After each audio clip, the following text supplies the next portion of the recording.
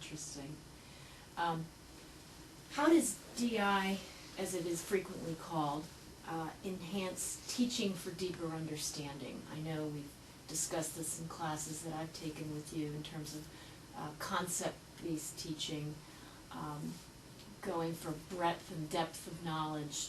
And I know this was something that is on the hearts and minds of educators across the country for teaching for the 21st century skills.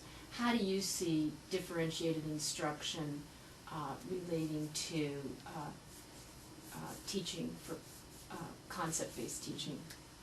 Well, actually, of course, differentiation doesn't have to relate to that, and here's why.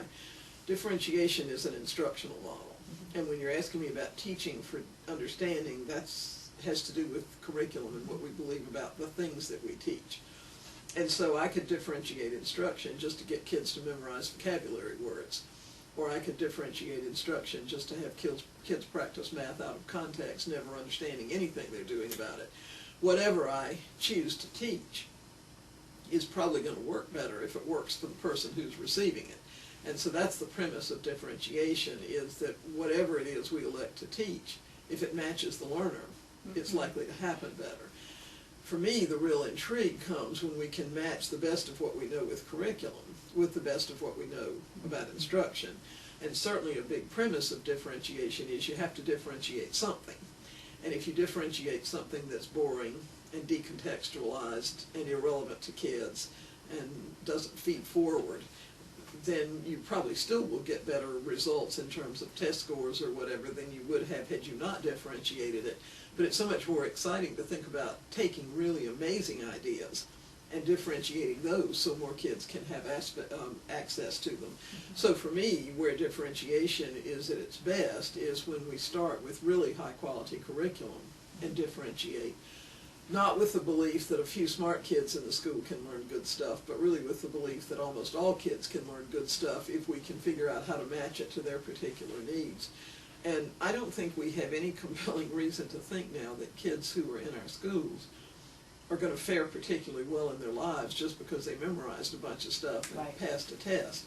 I think everything indicates that they're going to have to learn to be flexible in their thinking and solve problems that we can't even conceive yet, and learn technologies that haven't even been born yet. And so for me, what I want to do as far as choosing curriculum is to choose curriculum that is based on the concepts and principles that are enduring, that really help disciplines make sense, that are portable over time and context and places and that sort of thing, so that kids learn to see how life makes meaning around them. And then they can transfer that and apply it in a variety of settings. But really, the two pieces are, at least on some level, different issues, because curriculum is what we determine to teach, and we can make choices that are rich and engaging and exciting, and we can make ones that are trivial and flat. You can differentiate either one of those things. The question is, what do we want to differentiate? What are your thoughts about differentiated instruction for teachers when they are students? For instance, someone like myself who went back as a professional development student, had classroom experience, had not had differentiated instruction, and also new teachers or teachers that you train out in the field for license renewal programs. Well, here's what I think. It would be very hard to look in most American classrooms today, and this is actually becoming more true internationally as well. But it's hard to look in classrooms today and see students that match each other very nicely. You know, where they all come from the same income background, they all have the same sort of parent support, all speak the same language, all have the same school experiences, find the same things relevant. I suspect the idea of homogeneity was always a myth, but it was an easier to pretend myth at a point where, you know, you had a very small segment of a population that went to school, because that was a more homogeneous group. But our students are becoming so much more heterogeneous, and I think that's going to stay with us. And I think we know a lot about that heterogeneity. So the question is, and then a second feature is that our teachers are still relatively homogeneous, and what I mean by that is the majority of us are still white and middle class, people who succeeded in school, people who sort of are generally Caucasian American, look at life through that lens. And those teachers are largely going to keep teaching these kids, and they aren't, their worlds don't always look alike. And we don't have any indication that for the most part a teacher can walk in and disregard what a student brings to school with them and see them as a deficit student if they don't match the teacher's worldview or if they aren't learning exactly like the teacher thought. And so the question really becomes, when we have a relatively homogeneous group of teachers and we need them to teach a pretty heterogeneous population, what are we going to do to make that happen? Even if the teaching population, by the way, becomes more diverse, each of us is one individual, and our students are many things. So what do we do to prepare teachers to teach folks who in any case aren't going to be tremendously like them? And at least using the paradigms we have now, we have a couple of places we can do that. One is pre-service, one is in-service. And in pre-service education, folks come to us, assuming that most of our pre-service teachers come out of high school or college to us, rather than after many years of experience. Or the truth is, even if they were in alternative programs where they've been business people or scientists for 20 years, almost all of us saw classrooms where teachers taught us as though we were all alike. If you got it, you got it. If you didn't get it, you didn't get it. We all did it in the same time frame. We started this way. We used the same book. We stopped here. And we don't have a whole lot of reason to believe that that's working very effectively. So it means that if you're a pre-service teacher and you're a professor, I need to understand that you already have 12 or so years of one-size-fits-all instruction in front of your eyes.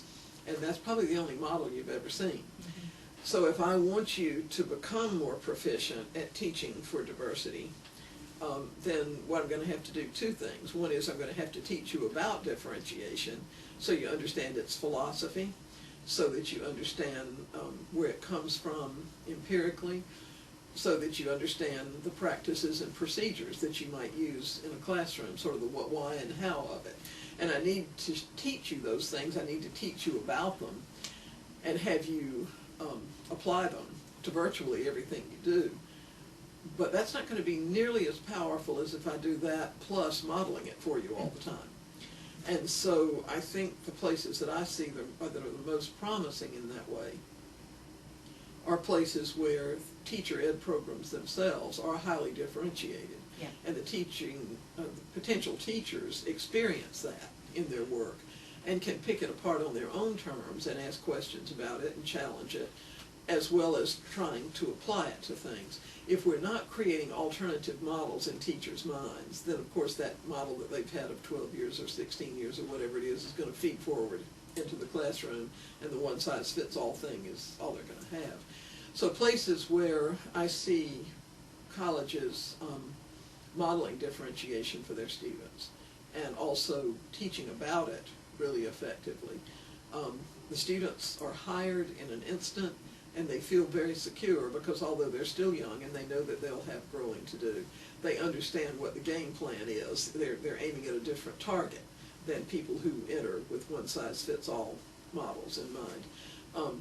So I think both those things, teaching about it effectively so that kids understand it not just as a term, but as a philosophy.